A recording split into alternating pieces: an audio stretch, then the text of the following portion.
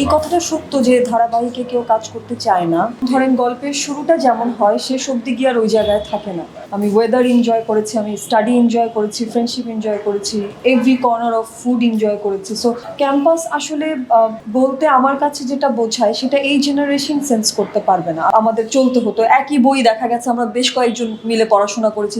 এই কথাটা সত্য যে ধারাবাহিকে কেউ কাজ করতে চায় না। আমিও শুরুতে আসলে চাচ্ছিলাম না, অনেকগুলো কারণ।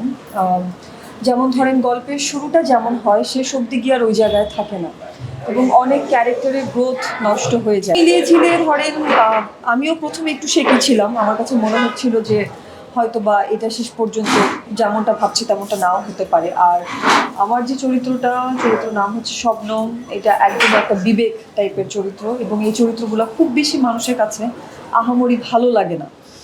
অতিরিক্ত পজিটিভ কথা বলা, অতিরিক্ত টেক কেয়ার করা, সেই ক্যারেক্টারগুলো প্লে করার মধ্যে এক রকমের রিস্কি সিচুয়েশন থাকে, যেহেতু এগুলোর মধ্যে ধরেন ক্রিঞ্চ নাই, মশলা নাই, স্পাইসেস নাই। তো এই ধরনের চরিত্র প্লে করতে গেলে দেখা যায় যে সবসময় আপনি একটা ফ্ল্যাট কাতারে থাকেন। তো এই ক্যারেক্টারগুলো মানে শুনতে আরাম লাগে, বাট প্লে করতে গিয়ে আসলে খুব বেশি আরাম লাগে না। তো ইউজুয়ালি দেখা যায় যে খুব ঠিকঠাক ক্যারেক্টার আসলে না পেলে অনেকে রাজিও হয় না, যেহেতু এটা দীর্ঘ সময়ের একটা সিরিয়াল। আমার কাছে ওটাই ইন্টারেস্টিং লেগেছে যে আচ্ছা ঠিক আছে, ফাইন, লেটস ডু ইট। যেহেতু ও একটু ফ্ল্যাট ক্যারেক্টার, এবং এই ফ্ল্যাট ক্যারেক্টার করতে গেলে আসলে অনেক কিছু শেখার থাকে।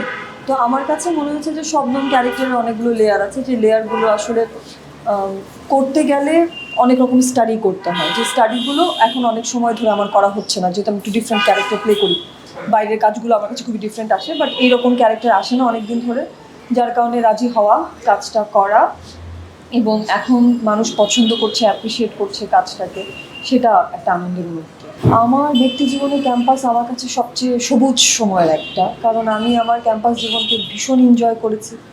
আমি ওয়েদার এনজয় করেছি, আমি স্টাডি এনজয় করেছি, ফ্রেন্ডশিপ এনজয় করেছি, every corner of food enjoy করেছি। সো ক্যাম্পাস আসলে বলতে আমার কাছে যেটা বোঝায় সেটা এই জেনারেশন সেন্স করতে পারবে না। আর পাবলিক ইউনিভার্সিটিতে পড়লে তো ধরেন আলাদা স্ট্রাকচার থাকে, খুবই অল্পর মধ্যে ভাগাভাগি করে আসলে আমাদের চলতে হতো একই বই, দেখা গেছে আমরা বেশ কয়েকজন মিলে পড়াশোনা করেছি, কারণ একদম গ্রামগঞ্জ থেকে খুব ব্রিলিয়েন্ট স্টুডেন্টরা পাশ করে ঢাকা ইউনিভার্সিটিতে চান্স পেয়েছে, এবং দেখা গেছে যে বই কিনতে পারিনি, বাট আমরা শেয়ার করে একই নোট শেয়ার করে পড়েছি। বাট এখনকার দিনে সেটা হয় না।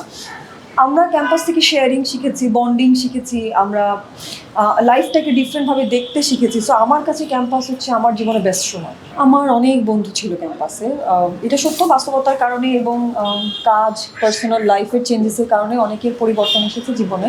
বাট আমি কোথাও ফর্চুনেট, আমার কিছু বন্ধু এখন পর্যন্ত আমার সাথে ওদের যোগাযোগ আছে, এবং খুবই নিট অ্যান্ড ক্লিন যোগাযোগ। এখানে কে কোন পর্যায়ে আছি, কার কী অবস্থান, সেগুলো হিসাব করে না, একদম সেই ফার্স্ট ইয়ারের বন্ধুর মতো এখনও আমরা আসলে যোগাযোগটা করি, কমিউনিকেশনটা আমাদের হয়। কিছু নতুন কাজ পাবেন, কিন্তু কাজগুলো আমি আসলে নামটা মেনশন করতে চাই না, কারণ আমি সবসময় চাই যে যখন কাজটা আসবে তখনই সেটা নিয়ে আলোচনা হোক। কারণ আমাদের তো কিছু রুলস অ্যান্ড রেগুলেশনস মেনটেন করতে হয়, যে ধরেন ইফ ইটস ওটিটি, সো আমরা কন্ট্রাক্টে আসলে থাকি। সো ওই জায়গায় থাকেই যেরকম যে ফার্স্ট লুকটা না এলে বা টিজারটা সামনে না আসলে আপনি আসলে কথা বলতে পারবেন না কাজ নিয়ে। সো হ্যাঁ, কিছু সিরিজ আপনারা আমাকে পাবেন সামনে, আর কিছু টেলিভিশন প্রোডাকশন অবশ্যই পাবেন। এটা একজন সাইকিয়াট্রিস্টকে কোয়েশ্চেন করা উচিত ছিল, আপনি এত বড় একটা প্রশ্ন আমাকে করছেন, এটা উত্তরটা অনেক দীর্ঘ। ডিপ্রেশন আসলে অনেক কারণে আসে, আর ডিপ্রেশন সব জেনারেশনেই কম বেশি ছিল। এখন আসলে সোশ্যাল নেটওয়ার্ক মিডিয়া বা ধরেন আপনার প্রচার মাধ্যমগুলো এত এভেইলেবল, যার কারণে হচ্ছে কি আপনি জানতে পারছেন খবরগুলো, কিন্তু আপনি একটু 20-25 বছর পেছনে গেলে এত বেশি এভেইলেবিলিটি ছিল না বলে আসলে আমরা জানতে পারতাম না। সুইসাইড তখনও মানুষ করতো, ডিপ্রেশনে তখনও মানুষ যেত, কিন্তু চাহিদা কম ছিল মানুষের, ক্ষুধাটা কম ছিল। এখন আসলে আমাদের দেখা দেখি ক্ষুধাটা বেশি, তো বা আমাদের অনুকরণ করতে ভালো লাগে, তো যে আচ্ছা ওদের এটা হয় তাহলে আমাকেও এটা করতে হবে, বা ওর এটা আছে আমারও এটা লাগবে। কিন্তু আমাদের বেড়ে ওঠার সময় আমরা আসলে শিখেছি যে আমার বাবা মার কতটুকু আমার পক্ষে দেওয়া সম্ভব, বা আমাকে কোন জিনিসটা এনে দিতে পারবে, আই হ্যাভ টু আর্ন ইট।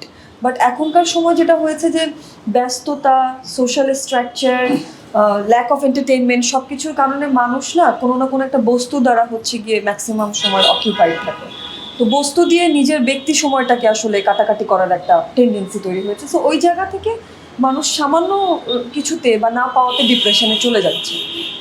কিন্তু আমি বরাবরই এটা বলি যে জীবন সুন্দর, ডিপ্রেশন সবারই কম বেশি থাকে, বিভিন্ন সময় ডিপ্রেশন আসতে পারে, বাট আমি চাইবো যে বন্ধু থাকুক, কথা বলুন, নিজের ডিপ্রেশন নিয়ে নিজের কাছের মানুষদের সাথে শেয়ার করেন, আমার ধারণা ডিপ্রেশন কাটিয়ে ওঠা সম্ভব। আর আমি মনে করি যে আসলে সুইসাইডটা সমাধান না।